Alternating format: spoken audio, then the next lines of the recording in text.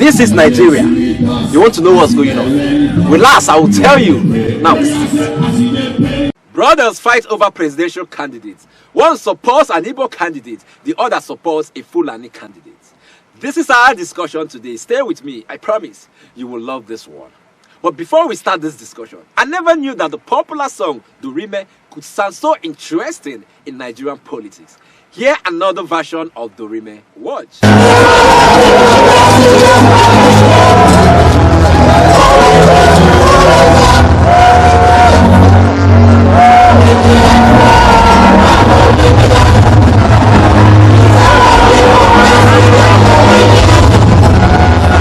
Nice one. Very interesting. Dorime with a touch of Obidati. What Nigerians cannot do does not resist. Now back to our discussion for today. Watch this video.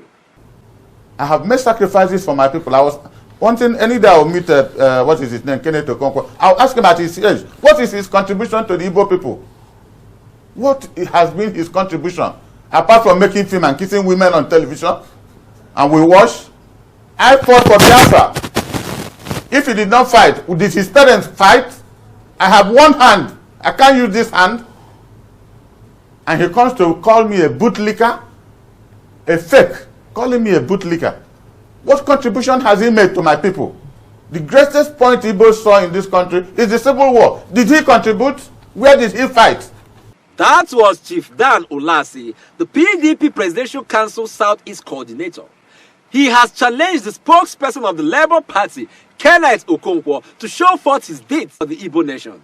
Chief Dan claimed he fought for the Biafran War, but neither Kenneth nor his father fought that same war. He said Kenneth's only achievement in the Igbo nation is kissing women in movies and nothing more. What caused this fight? Watch this video. Chief Dan Olasi is the man who told the whole world that Shehu Shagari told him that the reason his people, in other words his fellow Fulani people, overthrew him in government was because they didn't want an Igbo person to be president. Alex Ekweme was vice president, and Shagari was saying, according to Dan Olasi, that it was the Fulani that overthrew him to forestall an Ekweme to be president. The same Dan Olasi is now campaigning in Igbo land in the southeast for an Atiku Abubakar, who is a Fulfude speaking Fulani Northern Muslim, to succeed another Fulfude speaking Fulani Northern Muslim to govern Nigeria for an unbroken period of 16 years. And unfortunately, the same Dan Olasi is now campaigning against the presidential candidate of Southeast, which even the presidential candidate that Okonkwo is campaigning for has openly come out to say it is the turn of the Southeast to produce the next president. You can imagine Chief Dan Olasi is coming out to eat back his vomit that it is the Fulani that is the problem of the Southeast, and then he is now the chief spokesperson of Atiku Abubakar. According to Kenneth Okonkwo, it was Chief Olasi who revealed what Shehu Shagari told him about the agenda of the Fulani to frustrate Igbo presidency. Now the same Chief Olasi is campaigning for a Fulani candidate to succeed a Fulani president. This can be very contradictory. Okay, what does Chief Dan Olasi have against his Igbo brother Peter Obi, the presidential candidate of the Labour Party? Let's find out. Watch. Somebody came to me, a group of Reverend fathers, and even one I traveled with yesterday. He said, why are you so sad? I said, I have made sacrifices for Peter Obi.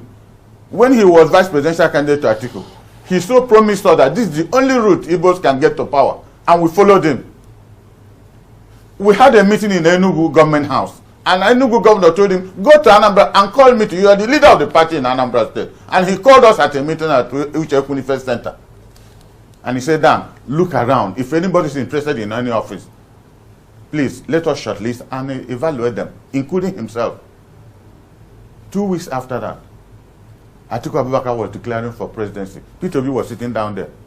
Not only did he attend that declaration, he got up and took a microphone and said that Atiku Abubakar was the greatest unifier in this country. He used 5 adjectives to support Atiku Abubakar. Said he's his friend and his boss. And yes, as his friend, as his boss, that having worked with him, he found him so credible. 2 weeks after, you declare for presidency. According to Chief Olasi, Peter Obi supported Atiku when he declared to run for president in 2023, called him his boss and said beautiful things about him, only to declare for president 2 weeks later. And now, his spokesperson, Kenneth Okonkwo, has labeled the same man he called his boss a thief. And no statement has come from him or his presidential council. This is enough to get anybody angry. According to Kenneth Okonkwo, Chief Olasi has also betrayed the same Atiku Abubakar he is campaigning for to become Nigeria's president in 2023. How did that happen? Now watch this video. Let us look at what Olasi said about Atiku Abubakar. People have been wondering, how did Atiku Abubakar make so much wealth as a civil servant, a custom officer? It was from Chief Olasi that I heard it, that when Atiku was a custom officer, he was flying container out of the wharf without collecting duty for the government. And Atiku knew that it was illegal, but yet he was doing it. This was the statement of Dan Olasi. So he knew that Atiku was very corrupt, even as a custom officer. Now, let us see how very unfortunate this man can be. He coined it that Atiku was doing those things to help the Igbo people who came out of the war, and that was why he was allowing containers to fly out of the wharf without collecting duty. And it is only when the container has gone out that he will now collect duty. Now, let me state it clearly, because when I went to Lagos, I lived in Olubiakapa with some of my relatives that we are clearing and forwarding agents. I lived in Olubiakapa with some of my relatives that we are clearing and forwarding agents. Whenever a container leaves the wharf, the duty, custom duty, is no longer going to the government, it's going to the coffers of the custom officer. Who is that custom officer that will be so daft that he will now collect duty afterwards? The container has left the wharf and go back to put it in the government cover. He will be caught. So when Atiku was doing that, they call it flying container. In the palace of the clearing of one agent, the money goes to the custom officer's pocket. So this is J.C. Olasi actually on national television telling the whole world that Atiku is corrupt. Chief Olasi really shot himself and his presidential candidate Atiku Abubakar in the leg.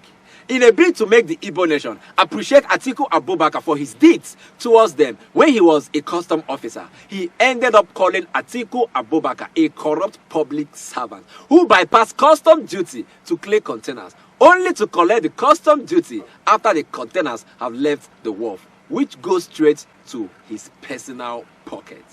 What else can you call this if not corruption? Kenneth Okonkwo also revealed that Chief Dan Olasi is suffering from AIDS, a disease that is fast eating him up to the extent of betraying his own brother, who is representing the Igbo nation, who by equity, justice and fair play deserve to be president at this time. Here Kenneth Okonkwo. Watch. How can a person from the southeast calling himself an elder, who knows that by equity and justice it is the time of his people, who has told us in the past, according to him, because I don't believe it, I campaigned for a Fulani president 2019, and when it is appropriate again in future, I will do the same. This same elder that originally was telling us that Fulani was our problem, is now telling us that we should now give Fulani 16 years to govern Nigeria. So these elders, sorry to say it, they are integrity challenged. They are suffering from acute integrity deficiency syndrome, AIDS. They talk contradictory things when they are offered money or anything whatsoever. So Jidan Olase is a man who, after being the chairman of the National Party in Anambra State, has not attracted any development in Anambra State, in the whole Southeast. Let me ask him, he's trying to tell the Southeast to follow PDP. What has PDP done for the Southeast for the 16 years they were in power? Just give me one legacy project, one. Then this is a man that is encouraging Southeast to follow PDP. PDP has not considered Southeast qualified for the president or the vice president for 24 years, and Southeast has given 100% of their votes. Yet, an elder like Dan Olase will tell us to follow them. They are part of the problems of the Southeast, because if anybody wants you to tell your people to follow him, ask him what is in there for your people. Democracy is a representative government. How has PDP represented the interest of the Southeast? How has PDP been able to pay back all the support and loyalty that Southeast has given to them for 24 years? They've not considered us qualified for president or vice, and they have not considered us qualified for any infrastructure. Yet, and Olase is telling us that we should support PDP in 2023. Sadly, against his own brother, Peter Obi. So you can see that these men have nothing else to offer the people of Igbo or Southeast. So the only thing the Southeast owe them now is to vote them out, vote their candidate out, and allow the emergence, the evolution of new leaders. Peter Obi said, they are in the past, but I and that we are the future of Nigeria. So please, Igbo, do not listen to them. They are not fighting for your interests. They are fighting for their own personal interest. Dan Olase has failed his people. Chief Dan Olase suffering from acute integrity deficiency syndrome, 8, according to Kenneth Okonkwo. This is really a clash of two brothers. You leave them to fight, you don't separate them. One thing is certain, the blood they both share in common will settle them in peace sooner or later. Finally, go and collect your PVC now. Collection begins on Monday, 12th of December 2022, and we end on 22nd of January 2023. Make sure you vote come 2023. Dan Olase and Kenneth Okonkwo are already fighting for their principles. So the only way we can fight for a better Nigeria is with our PVC come 2023. I'll see you tomorrow. Don't you think you're forgetting something? Yes, the subscription button. Click on it right now.